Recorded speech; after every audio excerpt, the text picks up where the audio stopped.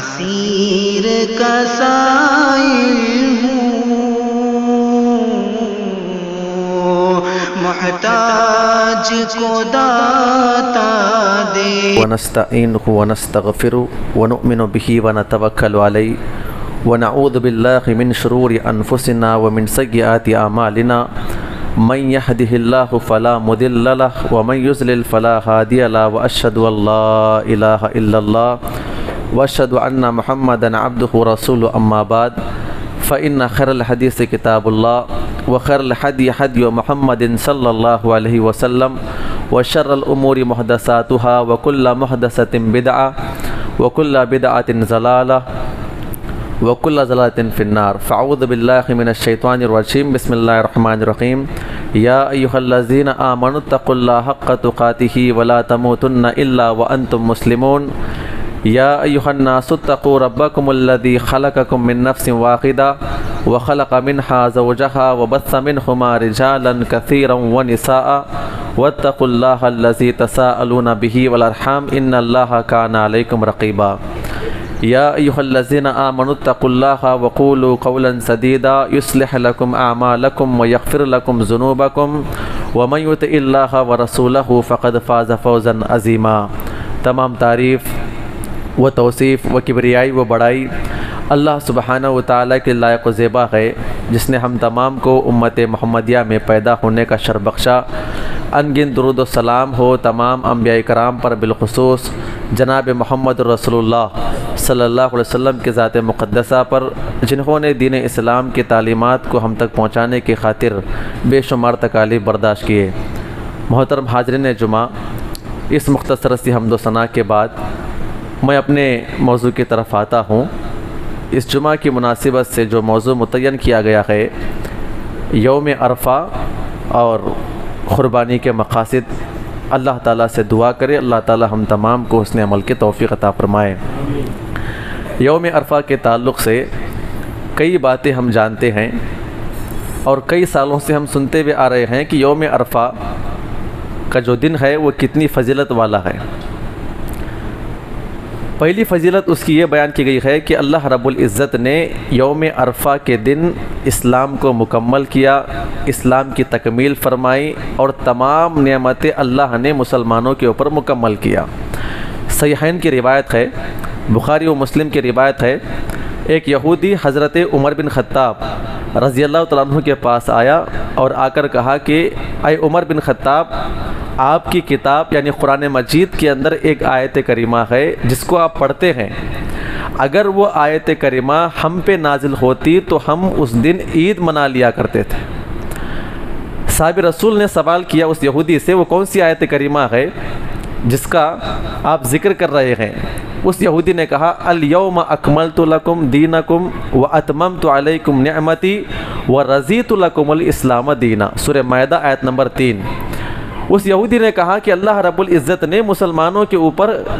اپنے اسلام کی تکمیل فرمائی، تمام نعمتیں نچھاور فرمائی، اگر وہ آیت کریمہ ہم پہ نازل ہوتی تو ہم اس دن عید مناتے۔ عمر بن خطاب نے بڑا پیارا جواب دیا اور کہا آپ تو عید کی بات کرتے ہیں، آیت کریمہ جب اللہ کے نبی صلی اللہ علیہ وسلم کے اوپر نازل ہوئی، اللہ کے نبی صلی اللہ علیہ وسلم کہاں پر تھے، کس مقام پر تھے، کون سا دن تھا، ہمیں سب یاد ہے۔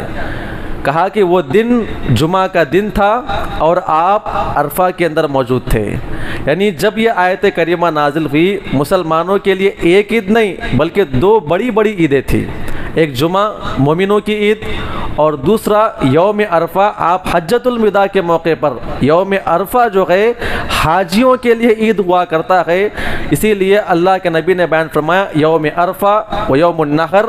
و ایام التشریق عیدنا اہل الاسلام۔ اللہ کے نبی نے کہا یوم عرفہ عید کا دن ہے حاجیوں کے لیے، یوم النحر اور ایام تشریق یہ تمام لوگوں کے لیے، تمام مسلمانوں کے لیے کیا ہے، عید کا دن ہے۔ بڑا بہترین جواب وہاں پر دیا گیا۔ تو یہاں پر ایک حدیث پاک سے بات معلوم ہوتی ہے کہ یوم عرفہ کے دن ہی اللہ رب العزت نے اپنی اسلام کی تکمیل فرمائی، اپنی تمام نعمتیں مکمل فرمائی۔ یوم عرفہ کی فضیلت آپ اس سے بھی لگا لیں، اللہ رب العزت نے اس دن کے لیے اس دن کی اللہ تعالیٰ نے قسم کھائی ہے۔ دو مقامات پر ہم کو آیتیں ملتی ہے، وَالسَّمَاءِ ذَاتِ الْبُرُوجِ وَالْيَوْمِ الْمَوْعُودِ وَشَاهِدٍ وَمَشْهُودٍ۔ علماء اکرام نے بڑی بہترین بات نقل کی ہے اور صحابہ اکرام نے کہا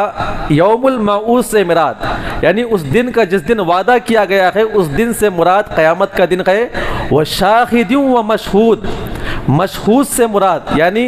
حاضر ہونے والے اور حاضر کیے گئے کی قسم اللہ نے کھایا ہے۔ یہاں پر مشہود سے مراد یوم عرفہ ہے جہاں پر حج کرنے والے حاضر کیے جاتے ہیں، اور شاہدن سے مراد یوم الجمعہ ہے۔ تو اللہ رب العزت نے یوم عرفہ کی قسم کھائی ہے۔ ایک اور مقام پہ والفجر ولیال عشر والشفع والوتر، حضرت ابن عباس بیان فرماتے ہیں الشفع سے مراد یہاں پر عید الاضحیٰ ہے اور وتر سے مراد یوم عرفہ ہے۔ اللہ رب العزت کے نزدیک یوم عرفہ کی بڑی فضیلت ہے۔ اللہ رب العزت نے جا بجا وہاں پہ قسمیں کھا کر اس دن کی اہمیت کو بڑھایا ہے۔ اللہ رب العزت اگر کسی کے بارے میں فرمان جاری کر دے یہ اس کی فضیلت کے لیے کافی ہے۔ اللہ رب العزت کبھی کبھی کسی کی فضیلت کو بڑھانے کے لیے اس کی قسم کھاتا ہے۔ یہاں پہ فجر کی قسم کھائی گئی، وہاں پہ عصر کی قسم کھائی گئی، وہاں پر گھوڑوں کی قسم کھائی گئی۔ عجیب و غریب قسم سے اللہ رب العزت نے امت مسلمہ کے سامنے ان چیزوں کی فضیلت ظاہر کرنے کے لیے قسمیں کھائی ہے۔ تو معلوم کیا ہوا، یوم عرفہ کا دن جو کہ ہمارے لیے کل ہے اور حجاج کے لیے آج کا دن ہے جہاں پہ وہ وقوف عرفات کرتے ہیں اور اللہ رب العزت سے پورا دن معافی تلافی دعائیں کرتے ہیں۔ اللہ رب العزت سے دعا کرے اللہ تعالی ہم تمام کو مغفرت کروانے کی توفیق عطا فرمائے۔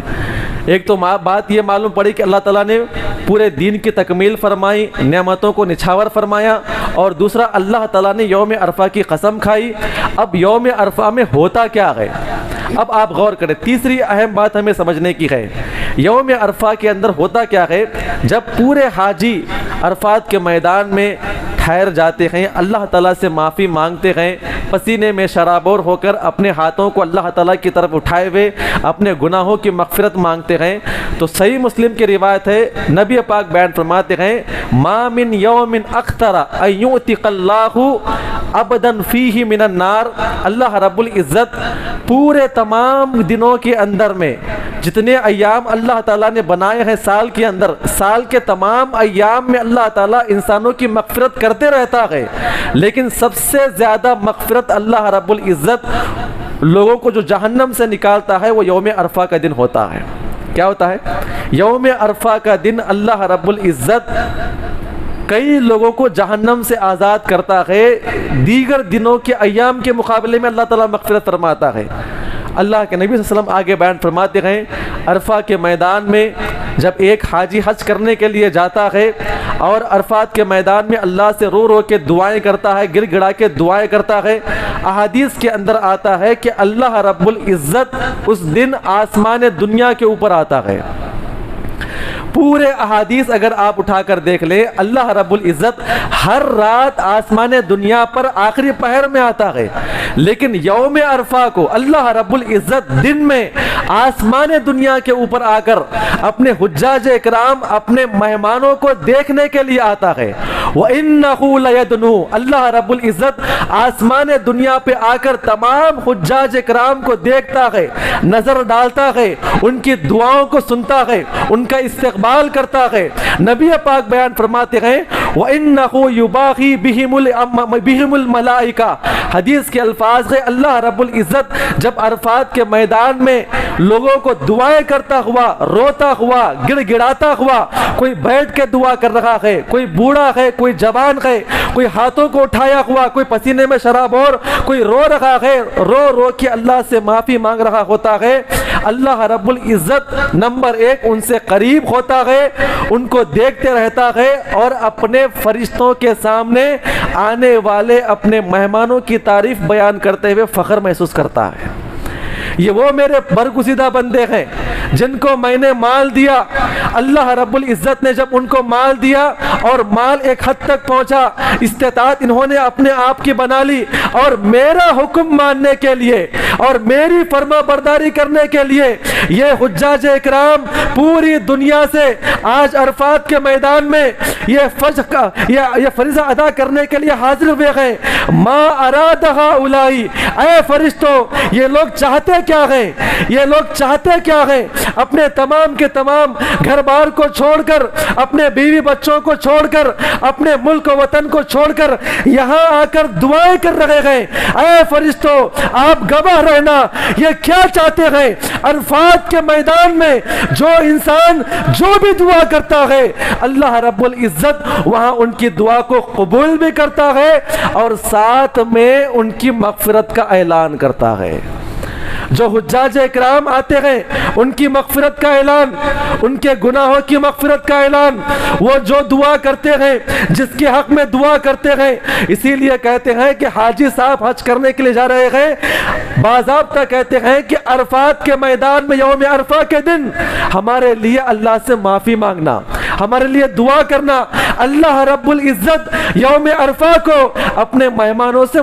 ملاقات کرنے کے لیے آتا ہے، دیکھنے کے لیے آتا ہے۔ آپ بتائیے جو حجاج اکرام وہاں پہ ہوتے ہیں ان کا کیا مقام ہوگا؟ اللہ رب العزت ان کو دیکھنے کے لیے، ان کی دعا سننے کے لیے، ان کی خواہشات کی تکمیل کے لیے اور ان کو جہنم سے باہر نکالنے کے لیے اللہ رب العزت خود مغفرت کرنے کے لیے اپنے عرش معلی سے آسمان دنیا کے اوپر آ کر اپنے فرشتوں میں فخر سے اعلان کرتا ہے۔ اللہ سے دعا کرے اللہ تعالی ہم تمام کو وہاں پہ جا کر اپنی مغفرت کروانے کی توفیق عطا فرمائے، دنیا کے اندر اللہ کا مہمان بننے کی توفیق عطا فرمائے، دنیا کے اندر وہاں پہ جا کر اپنے گناہوں کی معافی تلافی کرنے کی توفیق عطا فرمائے۔ میرے بھائیوں یہ حجاج کے لیے فضیلت ہے۔ جو حجاج اکرام وہاں پہ جاتے ہیں یوم عرفہ کی فضیلت میں شامل ہے۔ جو حجاج وہاں پہ جاتے ہیں، دعائیں کرتے ہیں، اپنی مغفرت کرواتے ہیں، اللہ رب العزت ان کی دعاؤں کو معاف بھی کرتا ہے اور ان کو جہنم سے نکال دیتا ہے۔ پھر اس کے بعد جن کو اللہ رب العزت نے حج کا موقع نہیں دیا، حجاج اکرام کے علاوہ پوری دنیا والے موجود ہیں، اللہ رب العزت نے ان کے لیے ایک چھوٹ عطا فرمائی ہے۔ ان کے لیے بھی گناہوں سے بچنے کے لیے اور اپنے گناہوں کی معافی کے لیے اللہ رب العزت نے ان کو ایک روزہ عطا فرمایا ہے تاکہ ان کے 2 سال کے گناہ معاف ہو جائے اور حجاج اکرام کے پوری زندگی گناہ معاف ہو جائے۔ حدیث پاک کیا ہے؟ صحیح مسلم کی حدیث پاک، ان یکفر السنۃ الماضیہ والباقیہ، جو انسان یوم عرفہ 9 ذی الحجہ کا روزہ رکھتا ہے، جو کہ آج رات میں سحری کرنا ہے، کل ہفتے کا روزہ ہوگا، جو انسان آج روزہ رکھتا ہے اللہ تعالیٰ کو راضی کرنے کے لیے یہ نفلی روزہ رکھتا ہے تو اللہ رب العزت اس کے 2 سال کے گناہ معاف کرتے ہیں، 1 سال گزرا ہوا اور 1 سال آنے والا۔ آپ غور کریں یہ یوم عرفہ ہے جس کی فضیلت بڑی بیان کی گئی ہے۔ اللہ سے دعا کرے سب سے پہلے اللہ تعالیٰ ہم تمام کو حج کرنے کی توفیق عطا فرمائے اور ساتھ ہی ساتھ ہم تمام کو جو یہاں پر حج نہیں کر سکے ہیں اللہ ہم تمام کو ایک روزہ رکھ کر اپنے گناہوں کی معافی مانگنے اور اپنے گناہوں کو مٹانے کی توفیق عطا فرمائے۔ میرے بھائیو اللہ کے نبی صلی اللہ علیہ وسلم ابن ماجہ کی روایت ہے، عرفات کے میدان میں جانے کے بعد یوم عرفہ کے دن لوگ اپنے لیے دعائیں کرتے ہیں۔ آپ صلی اللہ علیہ وسلم نے اپنی زندگی کے اندر ایک ہی حج کیا، وہ بھی آخری حج جسے حجۃ الوداع کہا جاتا ہے۔ حضرت عباس ابن مرداس الاسلمی رضی اللہ تعالیٰ عنہ بیان فرماتے ہیں کہ ہم حج کے ایام میں اللہ کے نبی صلی اللہ علیہ وسلم کے ساتھ تھے اور آپ صلی اللہ علیہ وسلم جب حج کرتے ہوئے عرفات کے میدان میں پہنچے جہاں پہ تمام صحابہ اکرام ہزاروں کی تعداد میں موجود ہیں، ہر صحابی اپنے اپنے لیے مانگ رہے ہیں، ہر صحابی اپنی مغفرت طلب کر رہے ہیں اور یہ صحابی رسول کہتے ہیں ہم نے اللہ کے نبی صلی اللہ علیہ وسلم کو دیکھا عرفات کے میدان میں اللہ کے نبی صلی اللہ علیہ وسلم اپنے لیے اور اپنے بیوی بچوں کے لیے دعا کرنے کے بجائے اپنے امتیوں کے لیے دعا کر رہے تھے۔ دعا لامتہ عشیۃ یوم عرفہ، حدیث کے الفاظ ہے اللہ کے نبی صلی اللہ علیہ وسلم عرفہ کے دن، یوم عرفہ کے دن عرفات کے میدان میں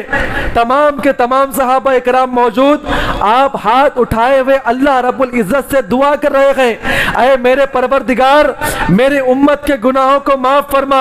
اے میرے پروردگار میرے امت کے گناہ گاروں کو معاف فرما، اے میرے پروردگار یہ میرے امتی نادان ہے، شیطان اسے بہکا دیتا ہے، شیطان ان کو گناہوں میں داخل فرماتا ہے، اے اللہ میں تجھ سے دعا کرتا ہوں میرے امت کے تمام گنہگاروں کو معاف فرما۔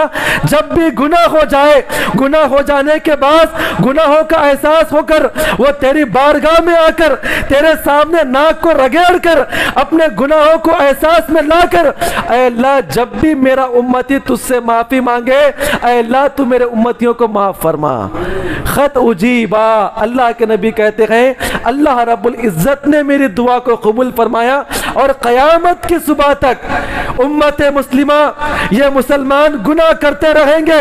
اور احساس ہو جانے کے بعد اللہ تعالیٰ کے سامنے آ کر گر گڑا کر معافی مانگیں گے، تو اللہ تعالیٰ نے اللہ کے نبی کے دعا کو قبول فرمایا ہے، اللہ تعالیٰ اس امت کے دعاؤں کو قبول کرے گا اور گناہوں کو معاف فرمائے گا۔ اس کے بعد اللہ کے نبی بیان فرماتے ہیں ما خلا الظالم، اللہ کے نبی سے کہا گیا کہ اے اللہ کے نبی ہم آپ کے تمام امتیوں کو معاف کریں گے جو اپنے پرسنل گناہ کرتے ہیں، چھپ کے گناہ کرتے ہیں، جن گناہوں کا تعلق ان کے ذات سے ہے، اگر وہ گناہ کرتے ہیں اور اللہ سے معافی مانگتے ہیں ہم ان کے گناہوں کو معاف کریں گے، لیکن ما خلا الظالم، ہم آپ کی امتیوں کے ظالموں کو کبھی معاف نہیں کریں گے۔ جس نے کسی کے اوپر ظلم کیا، جس نے کسی کی عزت کے اوپر ظلم کیا، جس نے کسی کی عزت نکالا، جس نے کسی کے خلاف کچھ بول دیا، کسی نے یہاں کی بات وہاں پر پہنچا دیا، کس نے غلط باتوں کو وائرل کر دیا، اور کسی نے کسی کے عزت کے خلاف بات کی، انہوں نے ظلم کیا، چاہے مار کے ذریعے سے ہو، چاہے ہاتھ کے ذریعے سے ہو، چاہے زبان کے ذریعے سے ہو، یا پھر کڑوی کسیلی باتوں کے ذریعے سے کیوں نہ ہو، اگر آپ کے امتی ظلم کریں گے اپنے بھائیوں کے اوپر، اللہ رب العزت نے کہا کہ ہم ان ظالموں کو معاف نہیں کریں گے۔ یوم عرفہ کا دن ختم ہو گیا، اللہ کے نبی صلی اللہ علیہ وسلم وہاں سے نکل پڑے، پھر مزدلفہ کے اندر داخل ہوئے۔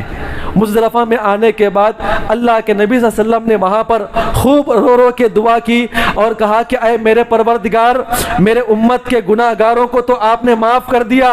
اے اللہ تو میرے امت کے ظالموں کو بھی معاف فرما، اور ظالموں کو معاف کرنے کا طریقہ یہ ہوگا کہ اے میرے پروردگار جس کے اوپر ظلم کیا گیا ہے، جس کے خلاف بات پھیلائی گئی ہے، جس کو مارا گیا ہے، جس کا مال ہڑپا گیا ہے، جس اعتبار کا بھی ظلم ہوگا، اے اللہ تو اس مظلوم کو جنت عطا فرما، اور جب وہ جنت میں داخل ہو جائے گا ایک مظلوم، تو اس کے اندر اپنے ظالموں سے بدلہ لینے کی طاقت اور قوت اور خواہش ختم ہو جائے گی، جس کی بنا پر اے اللہ تو ظالموں کو معاف فرما۔ تو اللہ رب العزت نے اللہ کے نبی کو دوسرے دن ان کی دعا کو قبول فرمایا۔ نبی پاک بیان فرماتے ہیں ہم رو رو کے دعا کر رہے تھے، فرشتہ آیا اور آ کر ہمارے سامنے بیان فرمایا قد غفرت لکم، ہم نے ان کو معاف کر دیا۔ تو اللہ کے نبی صلی اللہ علیہ وسلم نے اپنے ہاتھوں کو نیچے چھوڑا، بعض حضرت ابو بکر صدیق، عمر بن خطاب تھے، اللہ کے نبی ابھی رو رہے تھے، آپ کھل کھلا کر ہنسنا شروع کر دیا، ہنستے ہوئے آپ نے اپنے آنکھوں سے آنسو پوچھا، آپ بہت مسکرا رہے تھے، تبسم اختیار کر رہے تھے۔ صحابہ کرام نے پوچھا اے اللہ کے نبی یہاں پر لوگ روتے ہیں، اللہ کو یاد کر کے روتے ہیں، دعاؤں کو اللہ کے سامنے پیش کرتے ہیں، اور آپ ہنس رہے ہیں، اور ہم نے کبھی آپ کو ہنستے ہوئے نہیں دیکھا ہے، آپ ایسے ہنستے ہیں۔ اللہ کے نبی نے کہا کیا بتاؤں، کل کے دن اللہ تعالیٰ نے یوم عرفہ کے دن تمام گنہگاروں کو اللہ نے معاف کر دیا، لیکن آج اللہ رب العزت نے میری امت کے ظالموں کو بھی معاف کر دیا ہے۔ شرط یہ ہے کہ دنیا میں رہتے ہوئے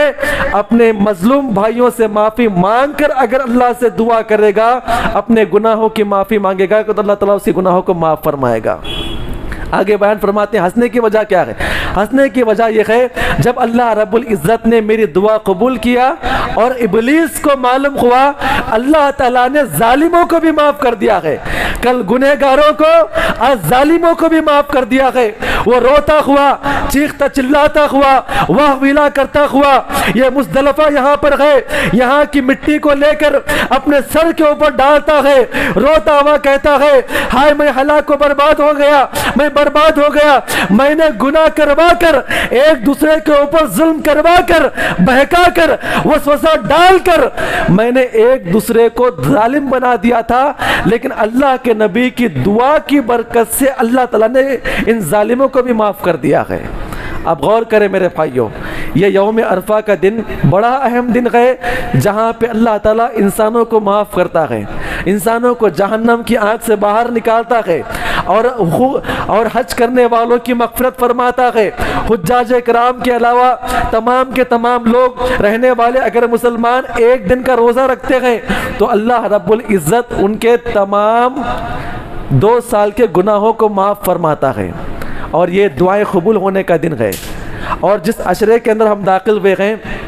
اللہ رب العزت انسانوں کی مغفرت فرماتا ہے، لہٰذا ہم کثرت سے دعا کریں، اللہ سے معافی مانگتے رہیں، اپنے گناہوں کی بخشش طلب کرتے رہیں، اپنے مرحوم ماں باپ کے لیے دعا کرتے رہیں، ان کی مغفرت کی دعا کرتے رہیں، اور اللہ تعالیٰ سے خاص طور پہ یہ دعا کرتے رہیں کہ اللہ رب العزت ہم تمام کو زندگی میں کبھی ایک مرتبہ ہم تمام کو دنیا ہی کے اندر اپنا مہمان بنا لے۔ اللہ ہم تمام کو حج کرنے کی توفیق عطا فرمائے۔ میرے بھائیوں، اس کے بعد یوم النحر قربانی کا دن آتا ہے۔ ہم قربانی کیوں کرتے ہیں، اس کے وجوہات کیا ہے، اس کے مقاصد کیا ہے، مختصر انداز میں آپ کے سامنے پیش کرتا ہوں تاکہ بات واضح ہو جائے۔ اللہ رب العزت نے ہر انسان کو مال دیا، استطاعت دی، اس کے لیے ضروری ہے کہ وہ اللہ تعالیٰ کی بارگاہ میں اپنی قربانی پیش کرے، جانور کو پیش کرے۔ میں نے اس سے پہلے بھی آپ کے سامنے ذکر کیا تھا کہ پچھلے دور کے اندر اگر کوئی قربانی کرتا، اللہ رب العزت کے سامنے اگر کوئی چیز قربان کر دیتا تو وہ چیز جل کے راکھ ہو جاتی، آسمان سے آگ آتی اسے جلا کے راکھ کر دیا کرتی تھی۔ آسمان سے آگ آنا، اس کو جلا کے راکھ کرنا اس بات کی علامت تھی کہ اللہ تعالیٰ نے آپ کی قربانی کو قبول کیا ہے۔ تو سب سے پہلے ہم یہ سمجھتے ہیں کہ قربانی کسے کہتے ہیں۔ کئی مرتبہ لوگ کہتے ہیں قربانی کرنا ہے، قربانی کرنا۔ قربانی کا اصل مطلب کیا ہے، معنی مفہوم کیا ہے؟ قربانی یہ قرب سے ہے۔ قرب کہتے ہیں کسی کے نزدیک جانا، نزدیک ہونا، ہے نا، قرب و جوار، اپنے علاقے کے جو قریب علاقے ہیں، یعنی وہ علاقہ جو آپ کے علاقے سے ملا ہوا ہے۔ تو قربانی میں ہوتا کیا ہے، ایک انسان اپنی حلال کمائی، اپنا قیمتی مال، اپنا قیمتی پیسہ اللہ رب العزت کے حکم سے، چونکہ یہ کہ غیبیات کا علم ہے، اللہ نے بس کہہ دیا، اللہ کے نبی کا فرمان ہے، ایک انسان اللہ تعالیٰ کے اوپر ایمان رکھتا ہوا اپنے مال کی شکل میں جانور کو اللہ کی راہ میں قربان کرتا ہے تاکہ وہ قربانی پیش کر کے وہ انسان اللہ کے قریب ہو جائے۔ تو سب سے پہلا مقصد کیا ہے، وَمَنْ أَحْسَنُ دِينًا مِّمَّنْ وَجَهَهُ لِلَّهِ وَهُوَ مُحْسِنٌ وَاتَّبَعَ مِلَّةَ إِبْرَاهِيمَ حَنِيفًا۔ جو بھی انسان قربانی کرتا ہے، جو بھی انسان قربانی کرتا ہے، وہ سب سے پہلے حضرت ابراہیم علیہ السلام کی قربانی کی پیروی کرتا ہے، ان کی ملت کی پیروی کرتا ہے، ان کے اسوہ کی پیروی کرتا ہے۔ پچھلے جمعہ میں نے آپ کے سامنے پیش کیا تھا، اللہ رب العزت نے ان کو کئی طریقے سے آزمایا ہے، ہر امتحان میں ان کو داخل کیا، ہر اعتبار سے آزمایا، وہ آزمائشوں سے باہر نکل کر آئے۔ ان میں سے ایک اپنے بچے کی قربانی تھی، بچے کی قربانی میں کامیاب ہو گئے، اللہ رب العزت نے انہیں مینڈا عطا کیا اور انہوں نے مینڈا ذبح کر دیا۔ اللہ رب العزت کو وہ چیز اتنی پسند آئی، قیامت کی صبح تک کے لیے کیا کیا، اس کے لیے رائج کر دیا گیا۔ اور جو بھی انسان آج قربانی کرتا ہے اللہ کے نبی کے حکم کے مطابق، وہ حضرت ابراہیم علیہ السلام کی قربانی کو یاد کرتا ہے اور ان کے لیے عقیدت مندی پیش کرتا ہے۔ اللہ سے دعا کرے اللہ ہم تمام کو اخلاص کے ساتھ اپنے جانوروں کو اللہ کی راہ میں قربان کرنے کی توفیق عطا فرمائے۔ دوسرا مقصد کیا ہے ذرا آپ لیتے جائے، بڑا اہم مقصد ہے۔ صحیح مسلم کی روایت ہے، صحابہ کرام کہتے ہیں کہ ہم مسجد نبی کے اندر موجود تھے، صحابہ کرام سے نبی پاک صلی اللہ علیہ وسلم بات فرما رہے تھے، بات کرتے کرتے آپ کے اوپر اچانک غشی طاری ہو گئی، آپ نے بات کرتے کرتے اپنے آپ کو جھکا لیا، آپ بالکل ایسا محسوس ہو رہا تھا کہ آپ کے اوپر وحی نازل ہو رہی ہے، آپ نے اپنی گردن کو جھکا لیا، کئی عرصہ گزرا، چند لمحات گزرے، اس کے بعد نبی پاک صلی اللہ علیہ وسلم اپنے چہرے کو اٹھایا اور اپنے سر سے آپ نے پسینے کو پوچھا اور کہا کہ اے میرے صحابہ کرام، ایک اور روایت میں آتا ہے کہ اللہ کے نبی صلی اللہ علیہ وسلم مسکراتے ہوئے آپ نے اپنے سر کو اٹھایا اور پسینہ پوچھ کر صحابہ کرام سے کہا کہ ابھی ابھی میرے پاس فرشتہ آیا تھا اور اس نے ایک مکمل صورت میرے اوپر نازل فرمائی ہے۔ آپ نے وہ صورت کی تلاوت فرمائی، بسم اللہ الرحمن الرحیم، انا آتیناک الکوثر فصل لربک وانحر وان شانیک هو الابتر۔ اللہ کے نبی پاک بیان فرماتے ہیں کہ اللہ رب العزت نے مجھے اور میری امت کو یہ اعزاز عطا فرمایا ہے کہ اللہ رب العزت نے مجھے کیا عطا فرمایا ہے؟ حوض کوثر عطا فرمایا ہے۔ یہ حوض کوثر ہے کیا؟ اللہ رب العزت نے ایک نہر عطا فرمایا، ایک حوض ہے، ایک کوثر ہے، ایک نہر ہے جو جنت سے نکلنے والی نہر اس حوض کے اندر آتی ہے، اور نبی پاک صلی اللہ علیہ وسلم جو ہے اس حوض کوثر پر رہیں گے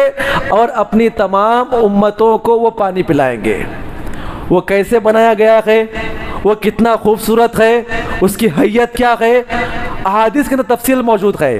سونے چاندی یاقوت سے بنایا گیا ہے، اس کی مٹی اتنی خوبصورت ہے، اللہ کے نبی بیان فرماتے ہیں کہ مشک عنبر سے زیادہ اس کی خوشبو ہے۔ اس کا پانی کیسا ہے؟ دودھ سے زیادہ سفید، شہد سے زیادہ میٹھا اور اتنا خوشبودار ہے، اللہ کے نبی نے کہا کہ مشک عنبر سے زیادہ اس کی خوشبو آتی ہے۔ اللہ رب العزت نے مجھے صرف اور صرف مجھے اور میری امتیوں کو یہ حوض کوثر